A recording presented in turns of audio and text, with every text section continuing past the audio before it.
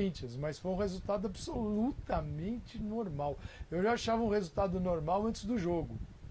Antes do jogo, achando absolutamente normal perder para um time que é bom. É bom e está bem treinado pelo Barbieri. O Barbieri faz um ótimo trabalho. Eu lembro que aqui no Linha as coisas estavam mal, porque o Bragantino já trocou de campeonato com a bola rolando, e o Barbieri no início estava feia a coisa. Eu cheguei até a dizer, olha, ele vai ser o próximo, porque se o Bragantino entra nessa sequência de não deu resultado logo de cara, troca, logo ele vai. E aí a paciência resultou num time bem estruturado, num time que você olha para o meio de campo, Raul, Hiller, Claudinho, e os jogadores de beirada, vai o Arthur, o Elinho, num movimento que quando você precisava de meio de campo, você tinha todos eles no meio de campo. Quando precisava expandir o time se expandia. Quando era preciso marcar, havia uma concentração muito boa, ao contrário do Corinthians. Tem um momento do jogo, a televisão dá assim, fecha a imagem no Ramiro, o Ramiro está extenuado, o jogo não tinha nem começado. Ele e Gabriel correndo de um lado para o outro, num meio de campo que tinha o dobro de jogadores. Mas o dobro. Porque nesse momento, o Vital, o Casares e o Gustavo Silva, que também poderiam preencher, não têm feito isso adequadamente. E aí, para aquele que tem um pouco mais, vai lembrar de alguns jogos, jogo do Palmeiras. Meio de campo não existiu. O Palmeiras mandou ver no Corinthians. É um jogo que o Corinthians se empolgou, mas aí foi logo no início, conseguiu um resultado, ganhou fora de casa, aí veio o Flamengo. Aí o Mancini deu uma empolgada também, foi com Xavier e Camacho, também tomou do Flamengo. Contra o Atlético, que ele perdeu em casa, ele tentou segurar um pouco mais e tinha o Ramiro ainda no meio de campo, ao lado do Gabriel, do Rony, mas não foi o suficiente. É um Corinthians que, eu não vou nem citar o gol, tá? O gol, quando você olha a imagem aberta, o time está espaçado porque ele está se posicionando para sair para o jogo. Você não vai deixar o time todo atrás. Então ele se abre, se expande com a bola e se fecha sem ela. O movimento para se fechar foi muito mal feito. E essa expansão perde a bola com o Fábio Santos, toma o primeiro gol e aí adeus Corinthians, porque o controle era do Bragantino no belo trabalho do Barbieri. É legal de ver o Bragantino jogar. E é legal de ver o Claudinho também. E para o corintiano é triste pensar que o Claudinho saiu fácil. Enquanto tem um sub-23 lá que tem 200 jogadores. E tem o Jonathan Cafu, que até seguindo o Rodrigo Vessone aqui no Twitter, ele chama atenção. Jonathan Cafu, em determinado momento do campeonato, chegou como solução, né?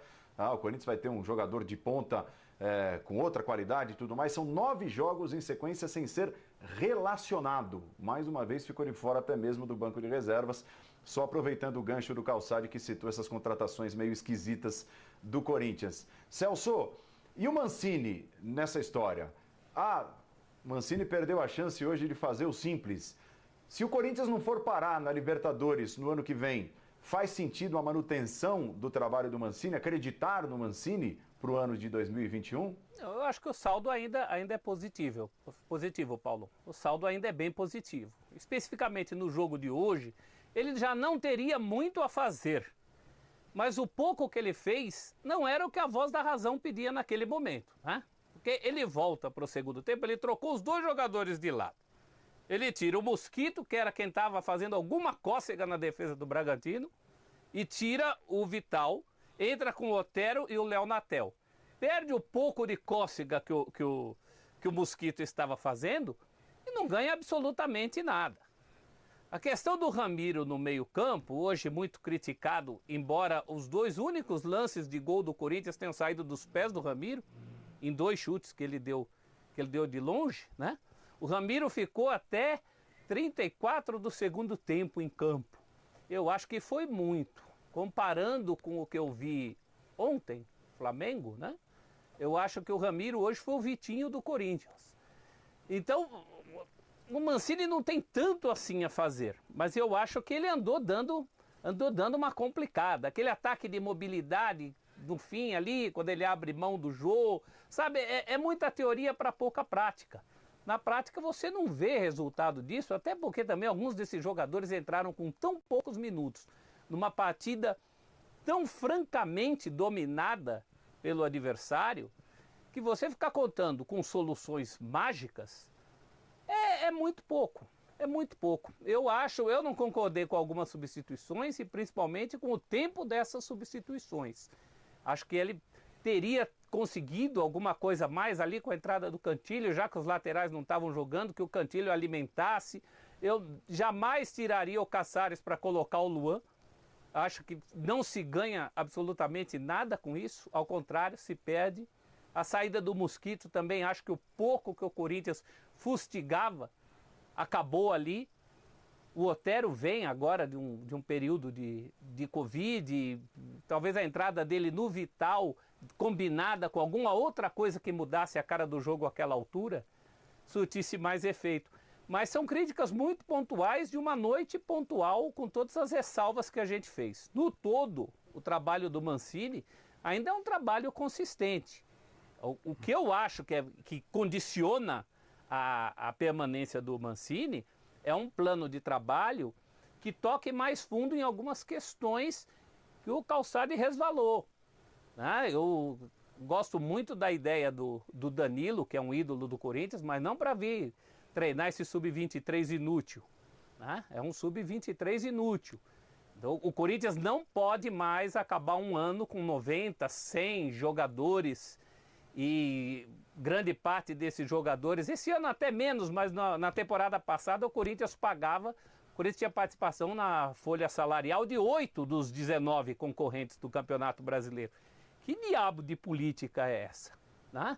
Quando você tem menos dinheiro, como se diz que tem, e muitas dívidas, como se sabe que tem, a primeira coisa que você precisa fazer é equacionar isso.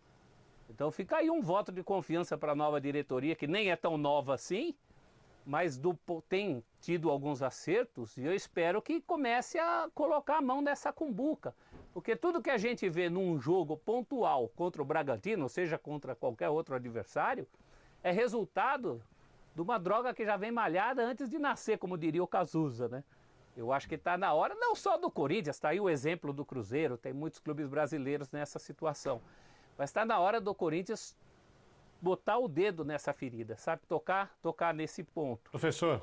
Oi, Vitor. É que vamos só lembrar, para a gente ser claros, e aí de novo falando sobre a questão da profissionalização do futebol, que os sócios do Corinthians aprovaram tudo isso que você criticou. Sim. Ao referendarem a chapa de situação na eleição do clube. Porque é uma eleição política, tem as coisas internas de interesses dos próprios sócios ali, do que acontece no clube, na parte social, e isso não representa os 30 milhões de corintianos, porque esse é o modelo. Sobre o jogo em si, o que eu teria feito, mas eu acho que não teria mudado muito, porque o Bragantino estava muito senhor da partida e com muitas opções, eu teria tirado o Matheus Vital no intervalo, né?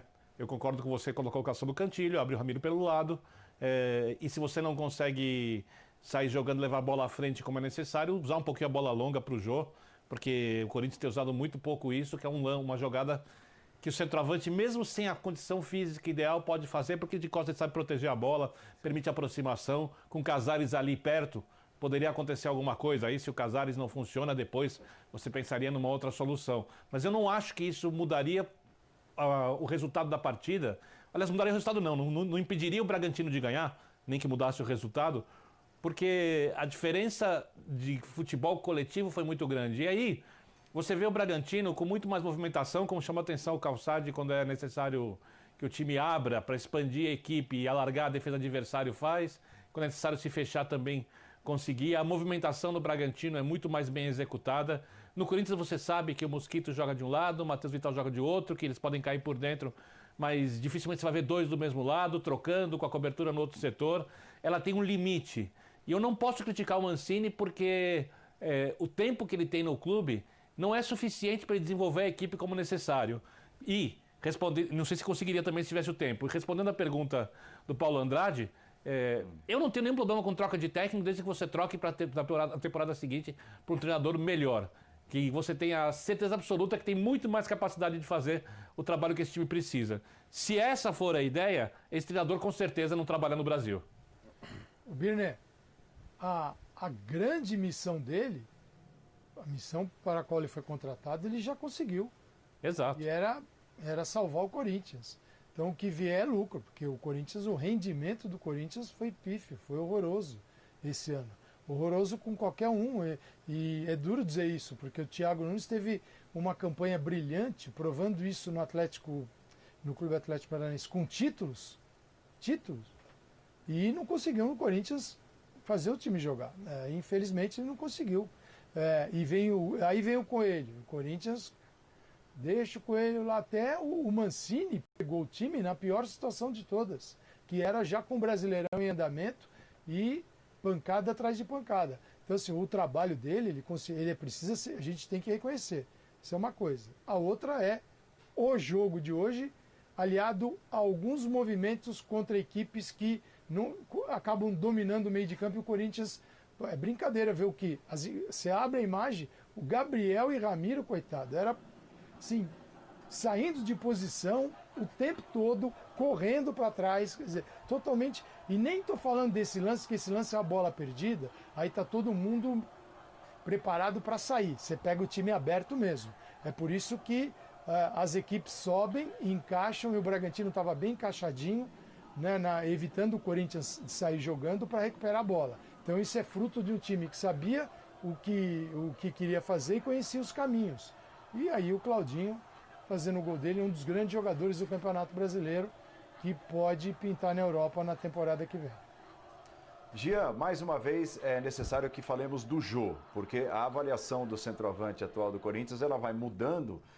O Jô andou fazendo alguns gols, não gols tão importantes, em momentos tão importantes, mas vinha aparecendo com um gol ou outro.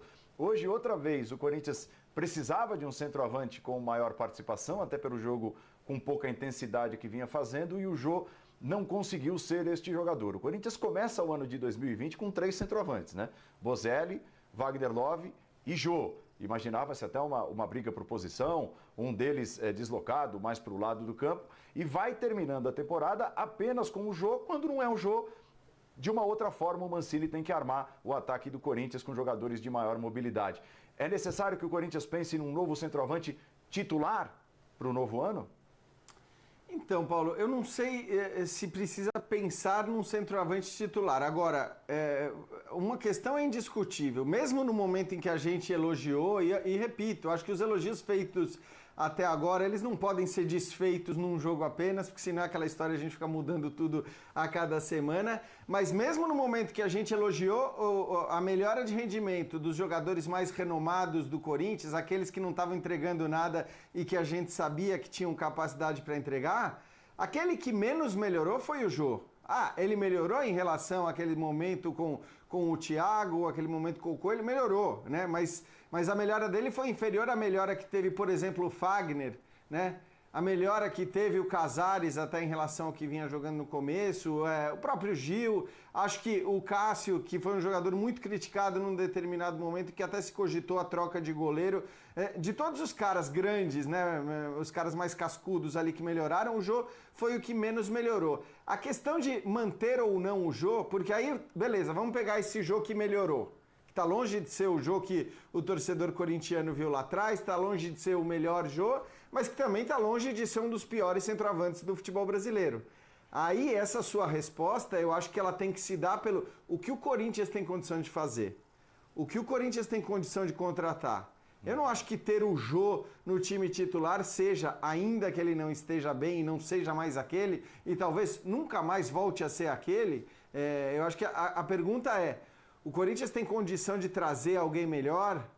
Por que custo? Quanto custa o jogo? E essa é uma pergunta que eu não sei responder também, se alguém souber, acho que isso talvez ajude demais a tomar essa decisão, mas acho que a decisão ela não pode ser impulsiva no sentido de dizer, o Jô não é mais aquele que a gente esperava, o Jô nunca entregou tudo que se imaginava que ele pudesse entregar nessa nova última passagem dele pelo Corinthians e, portanto, eu vou trocar. Eu acho que não é assim, porque tem muito centroavante pior do que o Jô ainda no futebol brasileiro e, portanto, você tem que ver o que você pode fazer antes de resolver, vamos dizer, dispensar ou trocar o titular. E o que você quer do Jô, né, Jean? O que você quer do Jô? Porque não vamos esquecer que ali onde o Jô está morrendo de fome, o Jô não é mais o mesmo, o Jô teve problemas físicos durante o ano, mas ali onde ele morreu de fome, também morreu de fome o Bocelli, Morreu de fome o Gustavo, que ia Exato. morrer também pela característica dele. Então, eu acho que tem que ter um rearranjo do papel do Jô no Corinthians. Ele não pode ser mais o depositário das grandes esperanças, como foi, por exemplo, em 2017. Definitivamente não pode. Isso tem a ver com o jeito do time mudar, com a formação do elenco para a próxima temporada, que já é essa, né? Para continuar esse ano, mas para a próxima temporada híbrida. Eu acho que aliás, Celso, só precisa pensar como tratar o Jô em relação a isso também, né? Porque Claro. não é mais um garoto e, bom, beleza, você vai manter o Jô. O que você vai fazer? Você vai terminar o Campeonato Brasileiro e começar a jogar o Paulista com o Jô de titular todos os jogos? Então, também nesse caso, acho que é bom ter uma certa prudência em considerar uma pré-temporada para o Jô. E em último E eu acho caso, que- o Pois Jô não, também é professor. um jogador que hoje não tem um reserva à sua altura, como acontece com o Fagner no elenco. Isso precisa ser pensado também, né? Ou você trabalha com a garotada da base, mas você tem que ter algum plano para isso, para encaminhamento dessa fase da carreira do Jô, com todo o respeito, né? Eu acho que ele merece todo o respeito como ser humano e como profissional também. Acho que dá para fazer isso de uma maneira bem racional, não é nada do outro mundo, não. Eu acho que o Corinthians conseguir desonerar a sua folha de pagamento, contando sub-23, jogadores emprestados, jogadores que podem sair após a temporada, sem que tenha que pagar salários para esses jogadores. Tira ali uns 50 jogadores, não estou exagerando, tá? De todas as fileiras do Corinthians. Eu acho que o Corinthians pode trazer, sim, um outro centroavante. Eu só acho que esse centroavante tem que ser um jogador de característica diferente. Mais atacante do que centroavante, um jogador de mais mobilidade, um jogador que dê ao treinador opções de como jogar, porque o jogo como pivô, já que ele não tem a mesma velocidade e não vai fazer uma pré-temporada para recuperar a sua melhor condição física, a não ser que o Corinthians faça um planejamento específico para ele, e eu faria isso durante o estadual, porque eu acho que é um jogador especial, ele é útil na próxima temporada. Eu jamais dispensaria um jogador desse nível, até porque o jogo de algum tempo pra cá, ou de um bom tempo pra cá em sua carreira, se tornou um atleta comprometido. E é um cara que conhece a camisa, que sabe lidar com jogos grandes se estiver em boa fase, né? Não é um cara que tende a perder a cabeça se o time estiver bem e estiver jogando futebol competitivo. É um jogador que já decidiu campeonatos. Não tem motivo para... Conhece muito bem. Não tem motivo para você dispensar um cara que conhece tão bem o clube assim. Agora, você pode trazer uma opção. E outra coisa, o Corinthians continua precisando de um jogador de lado de campo de nível melhor. Isso desde os tempos do Carille. Um cara que faça gols, que seja mais decisivo no drible, que consiga abrir a defesa adversária. Um jogador maior, em todos os sentidos, pro lado de campo. Mas não tem dinheiro. E para poder investir nesse tipo de atleta, precisa cortar gastos em atletas que não estão dando nada à equipe.